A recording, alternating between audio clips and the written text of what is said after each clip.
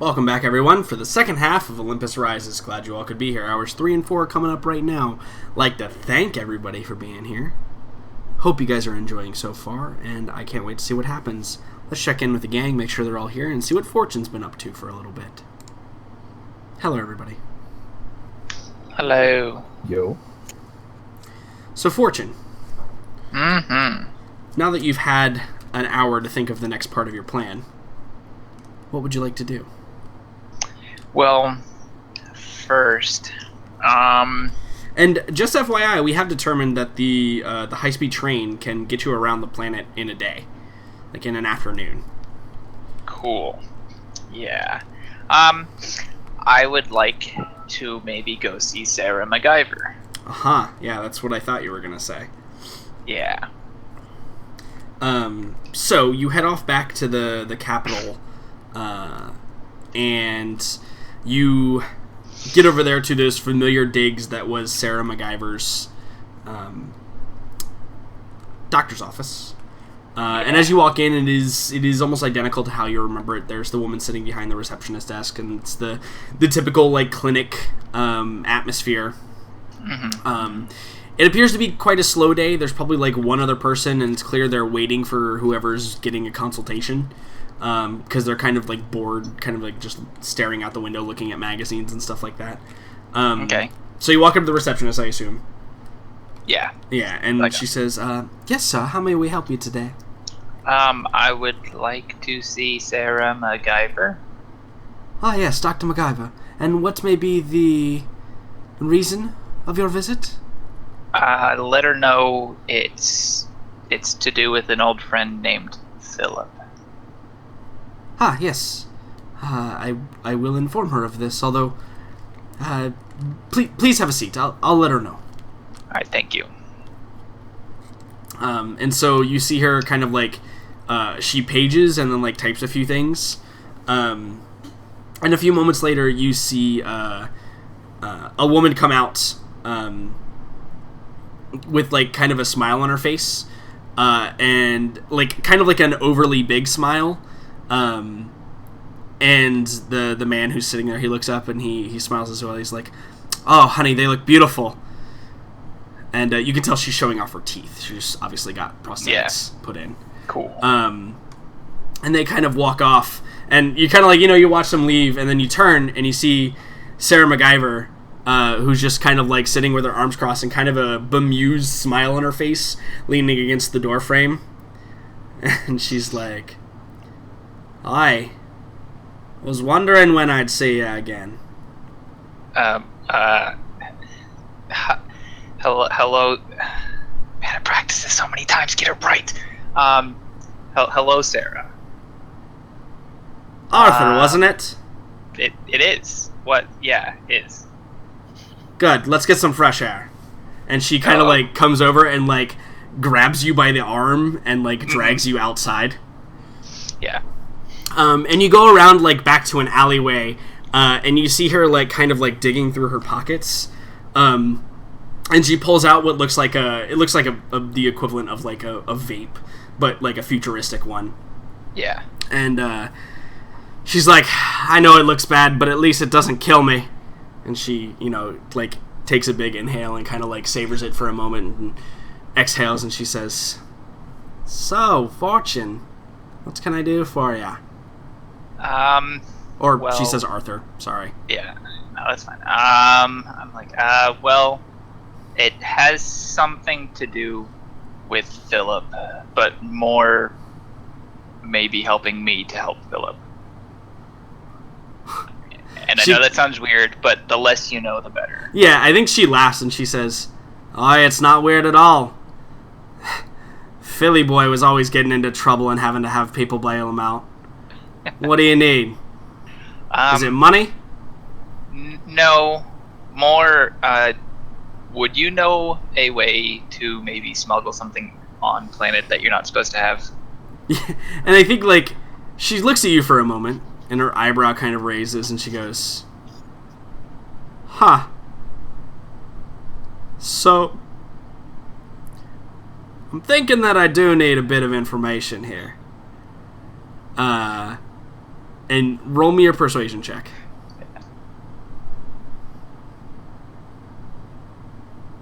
Charisma. Yeah. Oof. Yeah, I think like maybe you're stammering a little bit, and she's turning on some charms. Yeah. And like, why don't you tell me a little bit more, Arthur? I don't think I can take you at your word when you're talking about committing what might be seen as treason. Well, it might be easier if you ask questions, and I'll answer what I can. Okay. Well, first things first. Where's Philip? That I can't tell you. He's on planet. Is it because you don't know, or because no one should know? Yes. Both. Alright, that gives me a pretty good idea. Have you heard from him lately? Within the past 2 days? No. Ah, yeah. That sounds about right, mate. Alright. Is he with the rest of your companions? Yes. Well, that's good. That's good. Where did he begin this journey?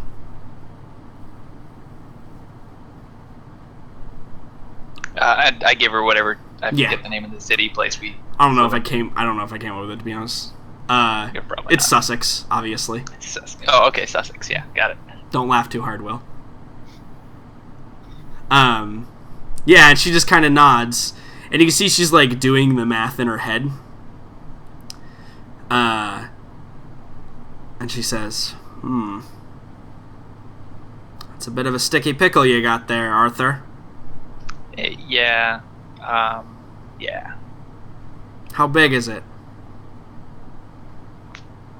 Roughly,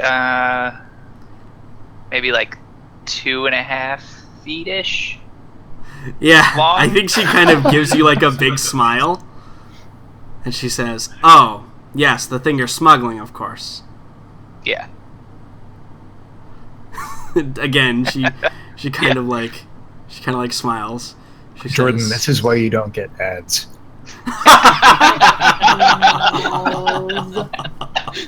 This is why it's only YouTuber ads.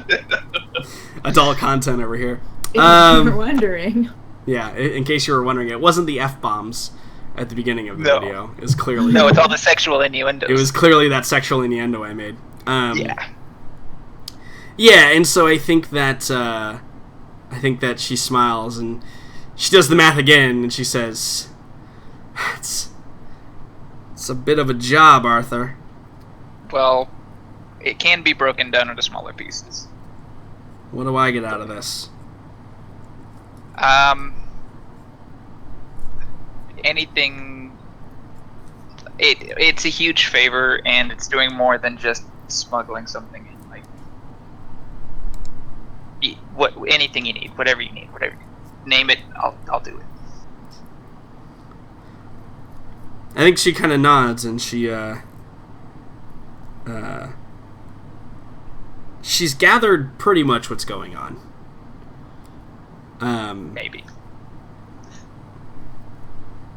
And I think she probably she sticks her vape pen back in her pocket.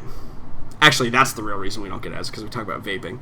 And she walks up to you. And she kind of puts an arm around you, and she says,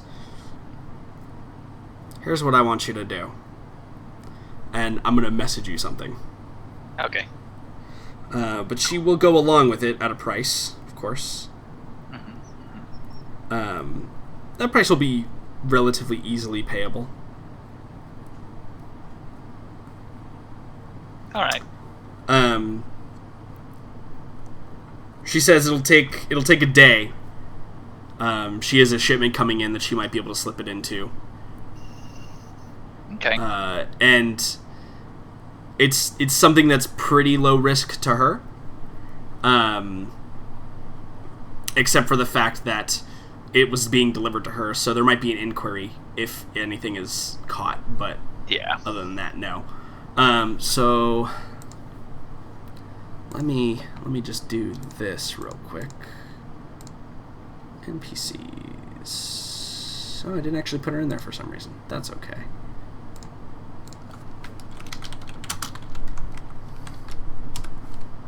Okay.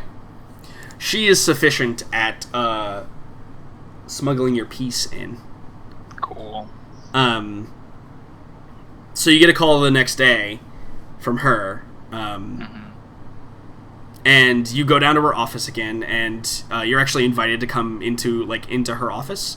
And when you walk in, you can see like all the blinds and slats are closed, and you can see set up on her desk is the fully assembled rifle.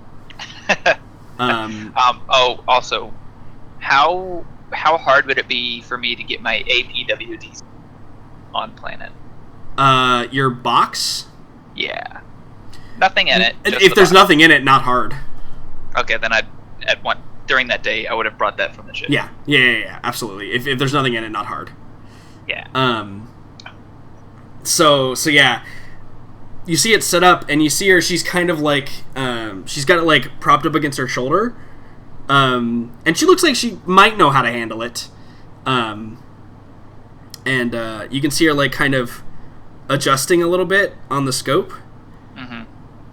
And she says, she kind of like looks at you, and she sets it down, and the buttstock clanks onto the desk. She says, "Aye, mate, it's a fine piece." I'm assuming you're talking about the rifle. Yes, Arthur. This time I'm talking about the rifle. Thanks. Yeah. Yeah, and she like sits back in her chair, and she kind of props her feet up on the desk and puts her hands behind her head and leans back. And I probably like take down the bipod, and I'm putting it in the box to close it up. Yeah, and I think she's just like watching you silently do this, and she says, "Say, are you always this professional? Is there ever any Arthur time, or is it always just saving Philip's ass?" There hasn't been a whole lot of Arthur time lately, but yeah. Yeah, and I think she just nods, and she smiles again, and she says, "I can respect a man that keeps a nice piece around, if you know what I mean." Yeah. It was also very clean last time. I probably don't say anything, and he probably just blushes. Yeah, and she's like, "And I appreciate how clean you made it too." I probably look away, and I'm now doing something else, trying not to. Yeah, and now that she knows she's got you on the ropes, there's probably a couple of more innuendos. Mm-hmm. Like as you're leaving. Yeah. The here, let me help you with that. There's probably the, make sure not to let anyone else touch it. Yeah, thanks, sir. Yeah, right. There's those. Uh-huh. Yeah. And you leave like probably a bit hurriedly. Your face perhaps a bit flushed. I probably missed the doorknob on the way out and smacked my face against the door. Yeah, like or no, you're going to walk out the door and the case like jams up because you didn't put it at an angle, and you like run into the case and like knocks the wind out of you, and you little like angle it to get out. And she goes, "I hate it when it doesn't fit." Like, thank you, Sarah. Thank you, Sarah. Yeah, Bye. just, like, out the door. Yeah. Yeah. And then you see Sarah and her assistant just like go into a fit of giggles as you depart. Mm-hmm. And once you finally collect yourself, yeah, exactly, Megan. You collect yourself and get on the train, and I assume you disguise the gun case as something else. Yeah, it doesn't say like gun case on the side. Yeah, right, exactly. It did, but then he wiped it off. Yeah. Yeah. And, maybe you have it wrapped similarly to how you saw Straw Man wrap is. Probably. Like, well, if he can walk around like that, okay. Yeah, exactly. And you head off, and you get back to the original location, I assume, Where do you go from there? Obviously, you don't want to go back to the ship, because then you're not getting back out. Yeah. No, I'd probably go back to the hotel I'm staying in. It's not the original hotel. Drop off the gun for now. But then I want to go back to the original hotel and go to the same point I saw, in quotation marks, Straw Man at. And look around and see what he was seeing from there. Yeah, kind of like standing in the middle of the parking area. Yeah, so go over there. Roll me a perception check.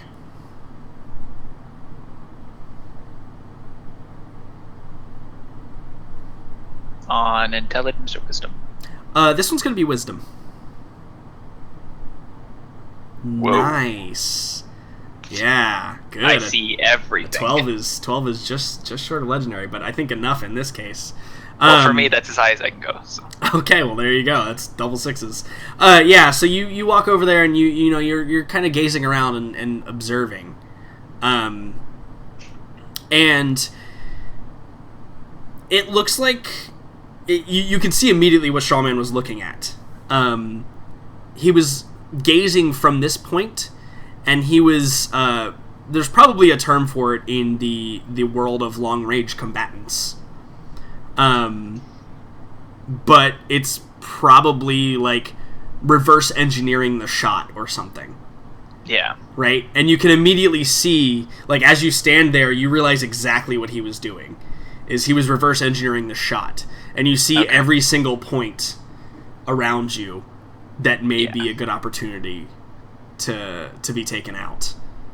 And so you realize that there's probably, like, one of 3 options. And I think 2 of them you had identified already, and they were a little kind of exposed. And then one of them you realize is much better than the rest of them. There's probably like you see kind of, it's in where the sun, it's to the east a little bit. So it's in where the sun rises. So even if somebody were looking at you, they wouldn't be able to see you. Always shoot with the sun at your back. So you don't reflect anything as well. And maybe you spend some time heading over there, right? You're like, I need to go check that out. Yeah, absolutely. And you see right away what...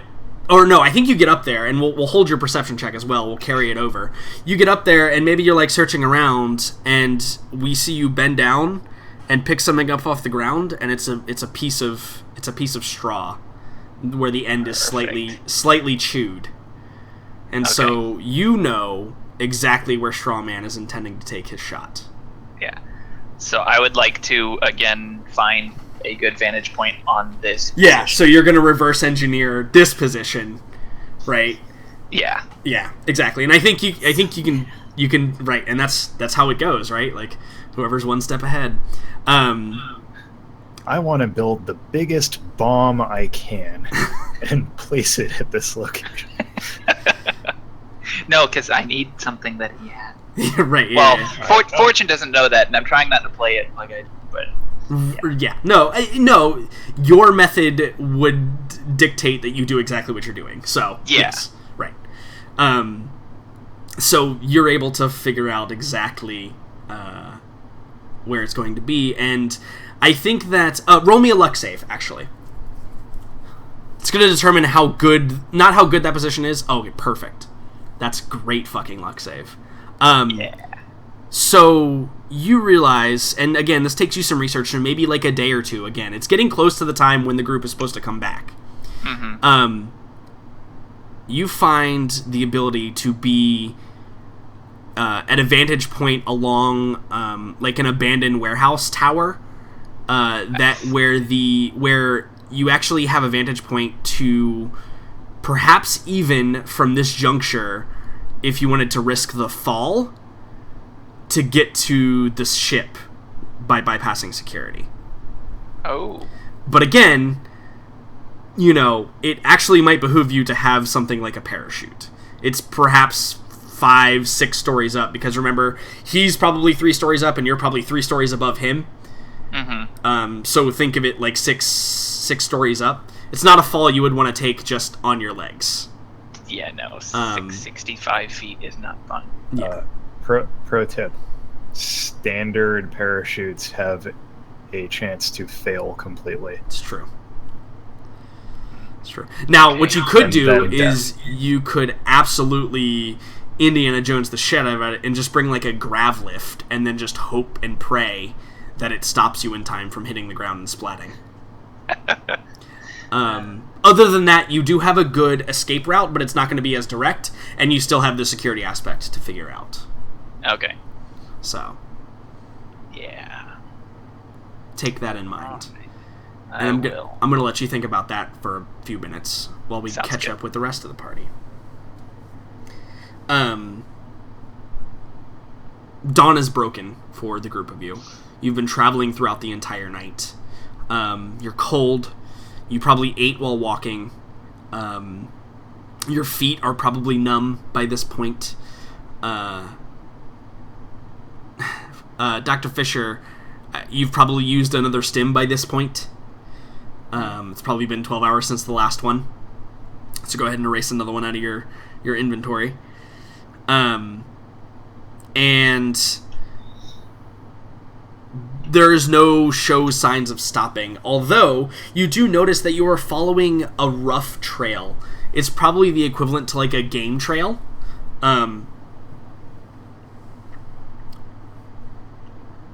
Has anyone sparked any conversation during this night, or said anything, or asked anything, or done anything besides simply dutifully march along where you're told?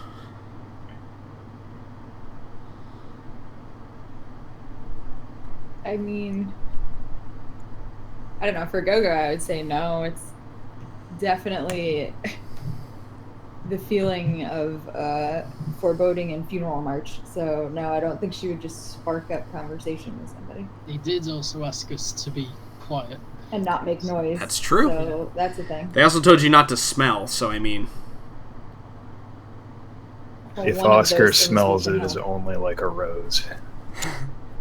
Well, yeah, that's probably what the living smell like, Oscar, so good job. Now you let everybody know where you are. Of course I'm kidding. Dawn breaks and it moves on into the earlier morning, and you notice the area that you're walking in has become a little bit more congested now. As you go further and further north, the outcroppings, and there's actually foliage still, kind of is encroaching in a little bit on you. It becomes a bit more mountainous and rocky as well, as opposed to like kind of the wide open tundrascapes and kind of, you know, more sparse forests. As you are walking past some of the trees that are overhanging, in fact, probably one of them is like fallen across the trail. You walk up to it, and I want all of you to roll me a science check with intelligence. Or perhaps anyone that cares rolls a science. Yep, science. Fuck yeah, Dr. Fisher. Jesus Christ. I don't think any of you else need to roll. I think Dr. Fisher nailed it. I wasn't going to, but now I definitely am not going to. Yeah. So, Dr. Fisher, it's not because you just found this out. It's because you know, right? Like, you have prior knowledge of this, and you know exactly what this is. In fact, you probably studied it. These trees that here are not wood. They're actually what your people call living ice. It's a strange phenomenon that only happens on Eurypylos, to your knowledge, where the ice grows in the form of foliage, in the shape of these very like spindly kind of pine trees almost. Very rarely does it produce like anything more delicate or more fine than like a straight icicle branch, but sometimes there are branches that come off of that depending on how it works. As far as the Eurypylosian people understand it, and as far as you understand it, it is due to the shifting ice creates these pockets of like compressed water that hasn't quite frozen. It's almost like what do you call it when it's like permafrosted? When the water is below freezing but is still liquid. Matt, help me out, science guy. There's a term for it. When the water is So below when water is below freezing, freezing but it's still liquid. it's like moving so much that it doesn't turn into it doesn't harden. I can't think of it. There is a term for it. People know what I'm talking about. I am not a. I don't study fluid dynamics. I'll tell you that much. Okay. Fat lot of good you are to me. No, I'm just kidding. But anyway, regardless of that, Super cool? super cooled. Thank you. Did you just Google it? Yeah, I just googled that. Yeah, super cool. That's what it's called. So it's these pockets of super cooled water that, when they erupt, kind of like geysers, they make these formations that resemble very much like trees of other planets and other foliage and stuff. But like I said, your people call it living ice because it kind of resembles that. So none of it is actual like wood or anything like that. So there's these cool, like, it's actually, I mean, if this weren't such a dire situation, it'd be quite beautiful to walk through here. Especially with like kind of the early morning or mid-morning light kind of shining through these and reflecting all of these different colors, and it's very pretty. So I think Oscar would at least ask Fisher about that. He's like, is this Fisher, is this natural? Is this something to do with... I've never seen anything like this before. It is... Do we have to be careful about this? No. This is merely just goes into a highly scientific jargon. Yeah. Use science jargon, Oscar. There used to be a science jargon role, I think. But yeah, basically that's what you do. Yeah, basically you say that. It's the pockets that erupt like geysers, and yeah. Nothing is going to spring up out of the ground and freeze us to death, as far as you're aware. No? I mean, it's probably never happened, but Dr. Fisher, it's a possibility if you stand on top of one of these geysers that then suddenly erupts. Spring is the operative word here. Yeah. We'll be fine. Okay. So as you progress through this, the woman drops back, and she looks at Dr. Fisher, and she goes, "You, native, we are about to reach the spines. Do you know what this is?" I do not. The spines is holy place. It is place that separates our clan from the next, but it is important to our people. You will not defile it with the blood of living. I understand. We hope not to. Yeah, she kind of like nods. And you continue on, and very shortly, as you kind of like round a corner and you have like a straighter path, you can see that there is these two, they appear to be made out of living ice with a mixture of stone and rock that kind of got stuck. And they stand up perhaps about 20 or 30 meters, and they kind of form this almost like archway that you're headed towards, and along the roadway you can see there's all these other, all the other living ice. There's like a small like drop on the right hand side that you can see. You can see like where it comes down to, but it looks like it flattens out and kind of becomes like an ice cap almost. And you can see the pathway kind of curves towards the right to go through these archways. And as you approach up there, the 7 of them and the 4 of you're walking, and all of a sudden the woman kind of holds up a hand, and everybody halts for a moment, and you're kind of standing right before these spines, as she calls them. And as luck would have it, of course, a individual kind of drops down from the rocks that are... He's, like, sitting. It's clearly, like, a malish figure, but again, charred skin, blackened eyes, very little defining features. He's kind of doing the thing where he's sitting, like, with one leg up and one leg kind of hanging down off a rock. And as he kind of looks over, he sees the group of you as, you know, the hand is held up. Oscar, roll me a perception check with wisdom.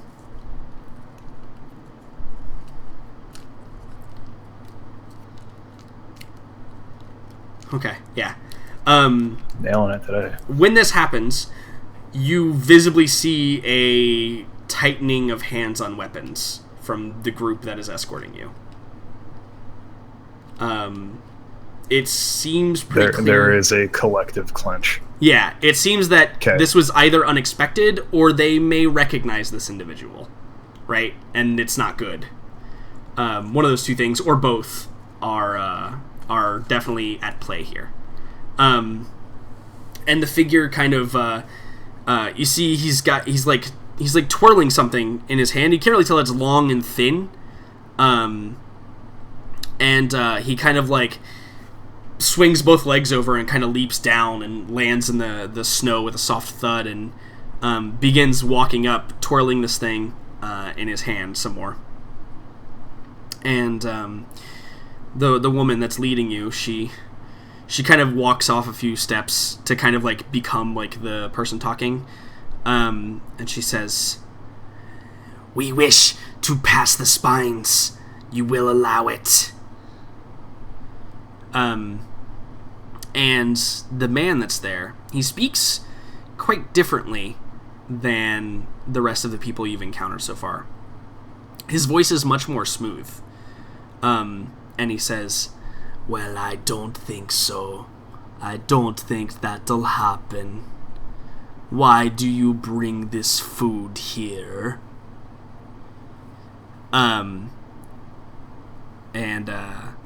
She says, "It is on the word of the All-Mother. We are to bring them to the Oracle. They must see its light." And he goes, "But we are so very slim on supplies. Why do you bring them to us if not to help us?" And as he says us, you guys can see there are a couple of other figures that start appearing from the rocks and from behind the living ice trees from around you. Including a couple of large cat-like figures. And it's probably a good opportunity just to... But biped or the same that guy had on the leash? Relatively the same that guy had on the leash, although they do look slightly different. All right. Let's go ahead and move everybody over here.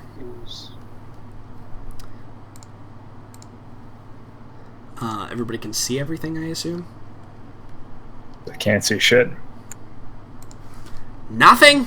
Whole thing's black. Hold. If I look on Twitch, I can see. Gotcha. That's nice. I gotcha. For some reason, your token didn't have sight, Oscar. I gotta fix that on the main page. Oh, hey, I didn't know I brought my assault suit. Would you look at that? How convenient. How convenient. It's too cold, it doesn't work. You're frozen inside of it for all eternity. He's the Tin Man. Is there anything else you'd like to know, Oscar? I'm pretty sure I can still teleport. Correct. Yes. Well, check.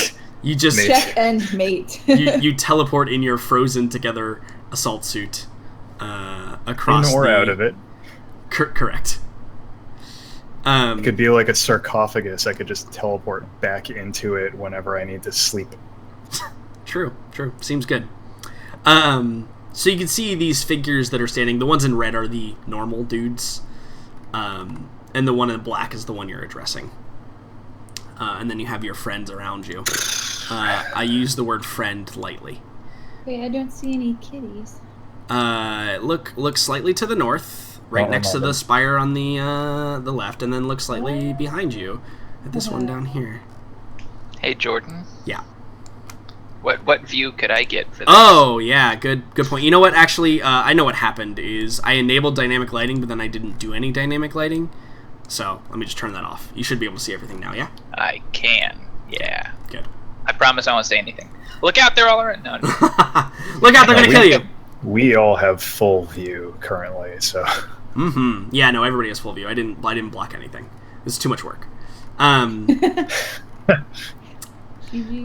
but it was so good sometimes. Yeah, no, I actually meant to do it. I actually just forgot until I just moved you guys over to the map, and I was like, oh yeah, I forgot to do that part of this.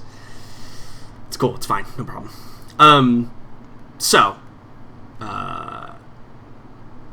This girl who you didn't get a name is up here, and she says, "The Allmother has sent us here, not to be interfered by you, but to see the Oracle. You will let us pass."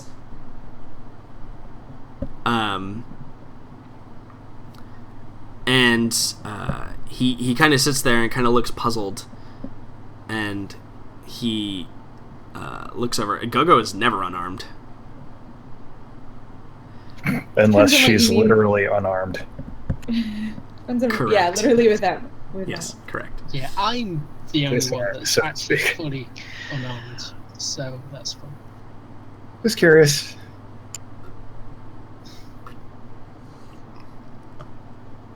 So she says that. Yeah, and he kind of looks at her, and then he kind of like looks at the group of you. He says,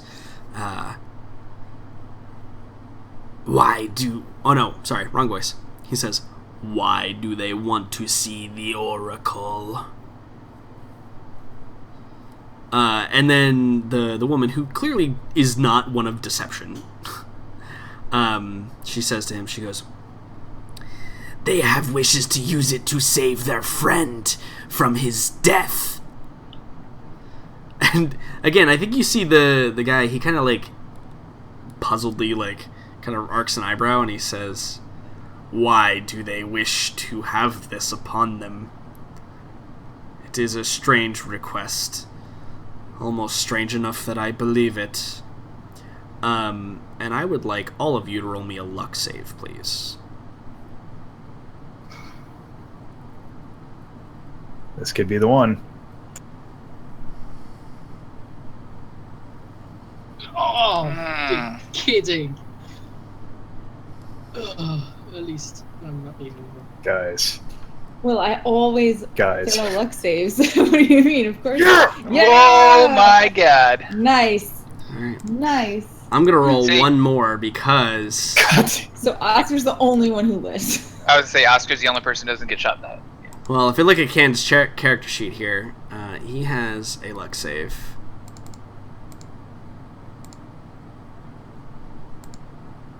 Which he fails as well. So they kind of look. He kind of looks, and he's like, seemingly going to continue this conversation. And this cat behind you, down here, its lead breaks, and it begins charging towards you. And that sets into motion a series of events that requires some initiative rolls, please.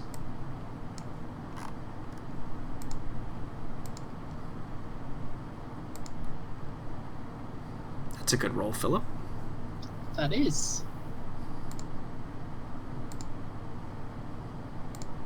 We were all very spry. I mean, yeah, you guys were super tense, right? Yeah. Okay.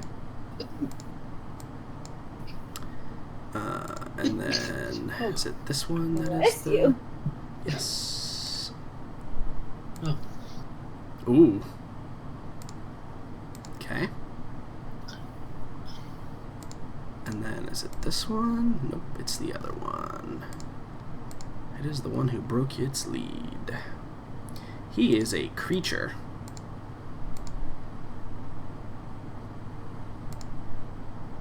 Okay. Fantastic. So. What direction is that? The one in like the bottom? Well, it's all the cats. There's 2 cats.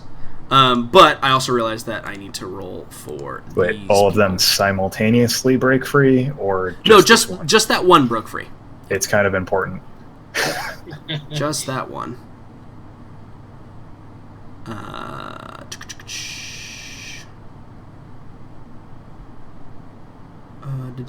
Does this work this way? Yes, it does. Okay. All right. Let's guys, please don't do anything rash and just let me step in front of it. I know you get to act first, Go-Go, but Go-Go, this cat is charging towards. You do Go-Go. You are the closest to it. Yeah. Honestly, at this point, I think Go-Go would take Chan, put him at her back, like, brace her against her, and she would just freaking release her claws and just scream at it, like waiting for it, like taunting it to come at her. Sure. Yeah, absolutely. Roll me a persuasion check. Roll me language cat check. Listen. Cats speak claw, okay? I think it's with charisma. Okay, so persuade with charisma. Yep. Do my claws give me a bonus? I don't think so. Damn it. Oh my god. Hell yeah! I'm the scariest mama bear there is, okay? Yeah, and I think that you see it's charging, kind of slows to a prowl. It isn't dissuaded, but it realizes that it's not going to charge you anymore. Which brings me to... wait, you guys win ties. Oscar, it's your turn. Oh, man. Again, the creature does not look dissuaded, but it doesn't look like it's going to charge in. First off, do I see anything in the general vicinity that could be used as an improvised weapon? Probably a branch off one of those living ice trees. Right, the things I described. Something that looks vaguely sword-like? Sure. If you snap it off, it's going to have a sharp edge somewhere. Stab him with the pointy end. That sounds a lot like combat primitive to me. Sounds a lot like combat primitive to me, too. Oh, yeah. I think he's... Do you think realistically... Well, this one, see how this tree has fallen? You could probably just pick one up off the ground. That wouldn't cost an action for you. I know that's what you were trying to avoid. Yep. He's trying to grab one en route. So yeah, Oscar is going to grab, let's see. He's going to grab one on his way down there. He's going to put himself in between that wall. He's going to put himself in between that and the rest of the crew, and even the rest of like these other, our team Ice Zombie, Team Chan here. Yeah. And he's going to yell to the handler that he can see that just lost it to say, you grab your beast. Yeah. I don't want you to roll me a persuasion check here. I would rather if you could roll me... Is there an equivalent to this? I think this is a survival roll. No, this is not a profession of being a badass. It is a... Holy crap. It is a survival roll, please. Is it?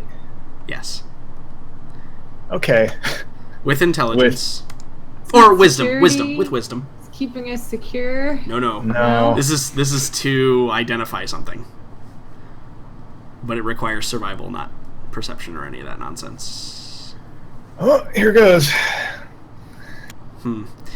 So you remember how I said this tiger looks a little bit differently? You notice that underneath the fur, there are patches of blackened, charred skin. Mm-hmm. That's all I'm telling you. Loud and clear.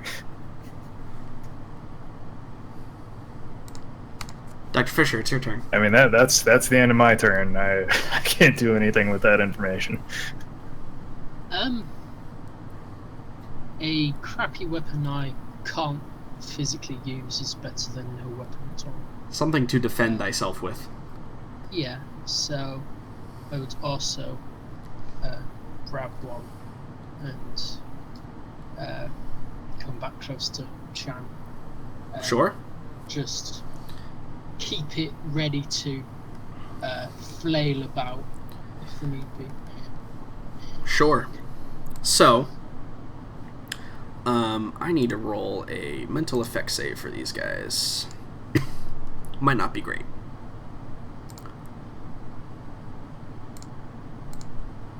No, it's not great. So, how many do I need to roll? 1, 2, 3, 4, 5, 6, 7, 8, 9. We're gonna slash roll 1d9. Alright, so 4 of these are thinking that this is a command of some sort and are going to engage with you. Not this guy. He's going to try and get his pet under control. Which he may do successfully or not. We'll see. This guy right here, though, he's going to peek out from behind the rock that he's sitting. And he brings up a bow and arrow, and Oscar, he's going to shoot it at you. Mm-hmm.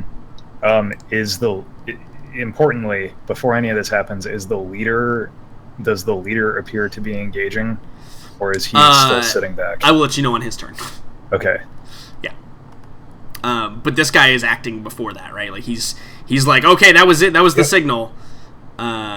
So, what is your AC right now, Oscar?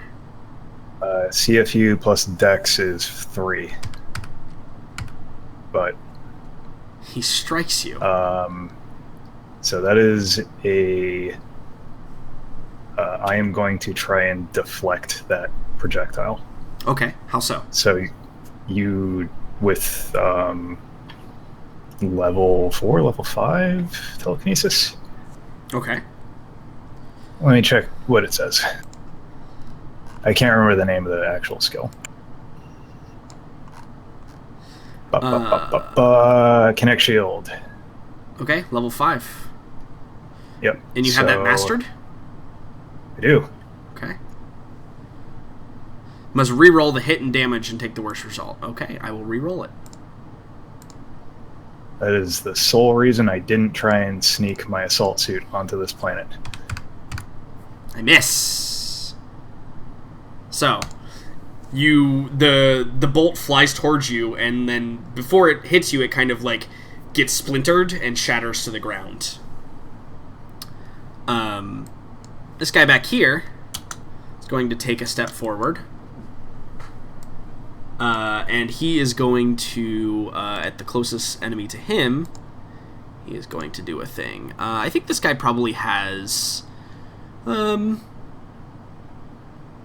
he's probably got a bow, too. They're the guys in the back.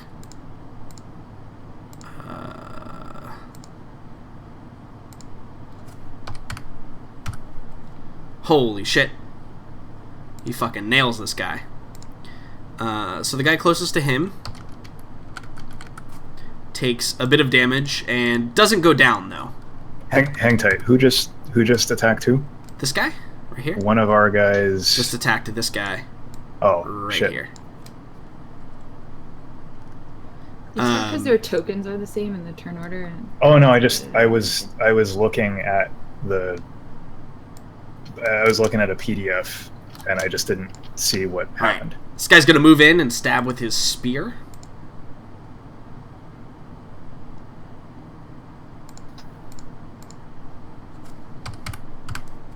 Missing. And that's 3. And then this guy, I think he's got a pistol. He's one of the more well-equipped guys. He's going to shoot at this guy right here. All right.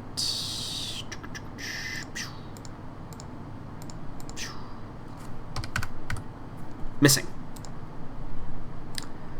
The tigers. Oh, I need to make one more check, though.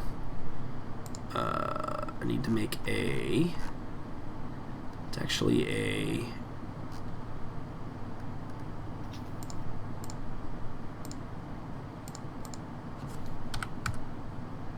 Hey! So this guy is able to grab onto the collar of the tiger, and kind of stops him and yanks him back. Oh, God. And then I need to roll a physical effect save for the other guy to keep control of his tiger, which he passes. So the tiger strains at its bonds over here, but is not able to get away. So this guy right here, he's going to make a mental... well, I don't know if he makes a mental effect save. His is probably a persuade, actually.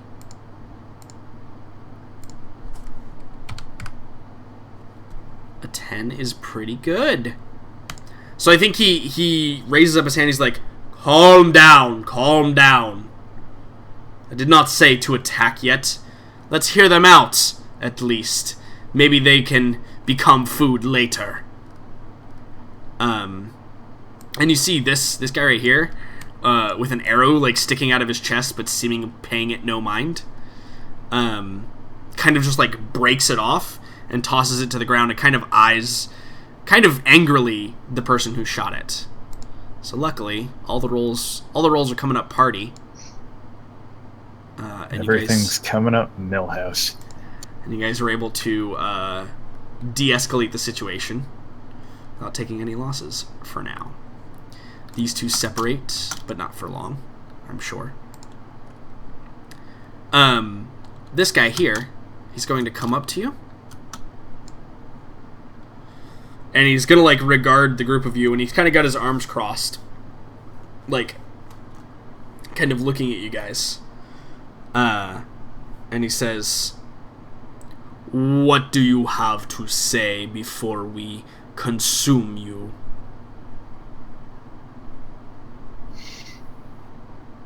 Who is he addressing exactly? Just the entire group? Just the living. Yeah, I think Oscar like takes a couple paces toward him, and he's still got this like giant fucking icicle pointed at the tiger. You know, he keeps that in that direction, and he says, "There's no need for bloodshed.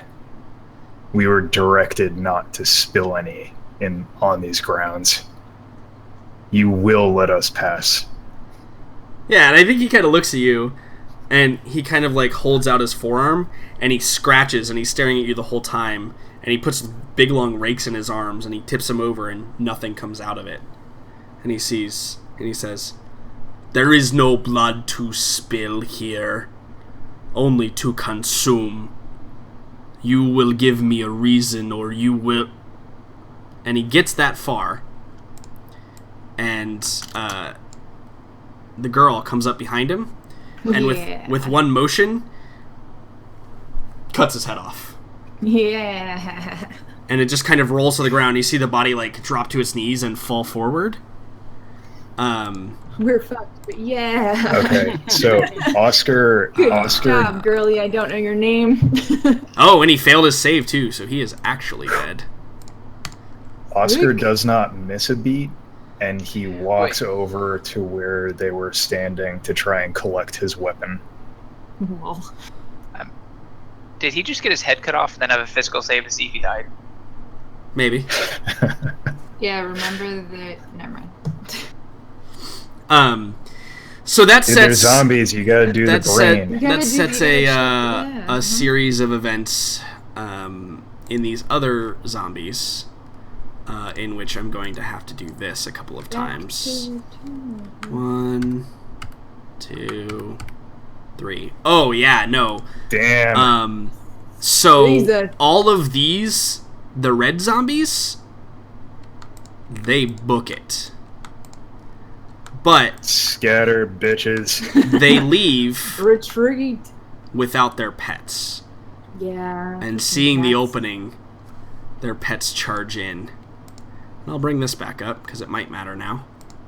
Let's get him out of the turn order. Her turn. I only did that because it was her turn next. So it was going to be appropriate anyway. It's not because you want Oscar to turn into a zombie tiger. That's totally not what these are. Go-Go, it's your turn. Tiger would be so cool, though. These tigers are... They have no handlers anymore that will save them.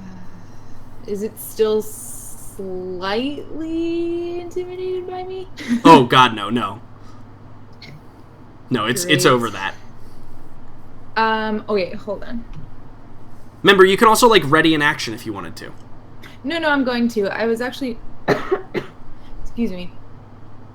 So, would... No, I guess I won't do that. I am just going to freaking stand my ground with my claws, dig in my heels, and the second it comes within slashing distance, freaking try to take it out. That's my goal. Okay. Sounds great. Oscar, you want to charge at this thing? Hell no. No, I told you what I was going to try to do. I thought you said charge at this thing. You know what? I think I will, Jordan. You know what? You convinced me. Here's what he is going to do. Oscar is going to make a big show of throwing the icicle at it, but he's actually going to attack it from range. Sure, with your icicle. Yeah, because he doesn't want to let on. Totally. He wants them to think that he is like ace ninja. Ace marksman. Yeah. Freaking ninja star. Yep. So, he's just gonna whip this icicle at it. What do I actually roll with that? What is the damage for icicle? It would sword-like enough? Yeah, that so it would be familiar in my hand. I would say that it is a 1d6 sword-like weapon.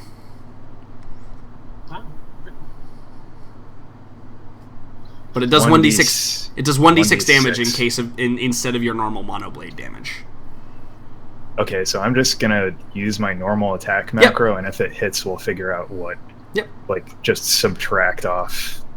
Well, yeah, you can just add the weapon if you want. Shouldn't be that. Just put the weapon and then primitive and then. Oh wait, you have the special attack macro. Yeah, go ahead and do that. That's fine. You can just roll 1d6 plus your bonus after that. It's fine. What is its AC? Tiger's AC is 6.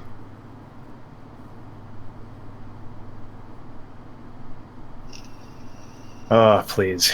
I believe in you. Damn it. Oh my god. That is the lowest thing you can roll. miss. It is the lowest possible thing that I could roll. Dr. Fisher, it is your That's turn. a 3. Well, wait, because I'm attacking and then I'm using my movement. Oh, yeah, go ahead and move. Yeah, totally. So I'm going up this way to try and, like... I remember this guy was, like, playing with a knife or something. He was playing with something. That is correct. I want to investigate and see if I can figure out what that something was. Sure. I'll have you pick that up at the start of your next turn. Back to Fisher. Big scary tigers. I'm not good with animals. You could try screaming at him like Go-Go. Hey, it works, sorta. I can't believe I rolled a fucking 3. Yeah. I mean, Anyway. I'd probably say, I'll watch over Chan as I kind of half shakingly, kind of look between the two tigers standing where I am. Hoping to get a first hit on either of them. Okay, so you're pulling the same as Go-Go. Yeah.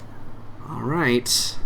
Zombie tiger comes running down, and it smells the living. And luckily, it has more than 10 meters of movement because it's a cool creature. So it's going to charge Luckily. right at you, Oscar. Well, that's the best thing that could have happened, I suppose. And then this one has to go through somebody to get to you, Go-Go. So it's actually going to take an attack from that guy. And what does that guy have? Let's see here. He very clearly has a... Oh, he's probably got a spear, let's say. AC of 6. He hits it. Deals it 3 damage. A hefty blow. Yeah, bro. It is still standing, though.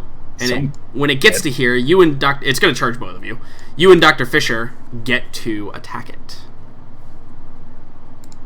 So you said 1d6 damage? Yeah, it's a 1d. It's basically a spear, right? Okay. AC 6. AC 6. Strength and dexterity. Pray. Yeah, it's going to be strength. Strength. Oh. That was a miss. Damn. Yeah, Fisher. Yeah. Nice, Dr. Fisher. You know, this is the first time I'm using my talons, okay? Yeah. So, a Dr. little Fisher, since you rusty. hit it, you're going to take the bite attack. Oh god. Lol. And the claw attack is going You to did Go-Go. it. You got bitten now. Congratulations. Go-Go, what is your AC? God, I don't even know. It's been so long since I've been, like, attacked. 5. My AC is 5.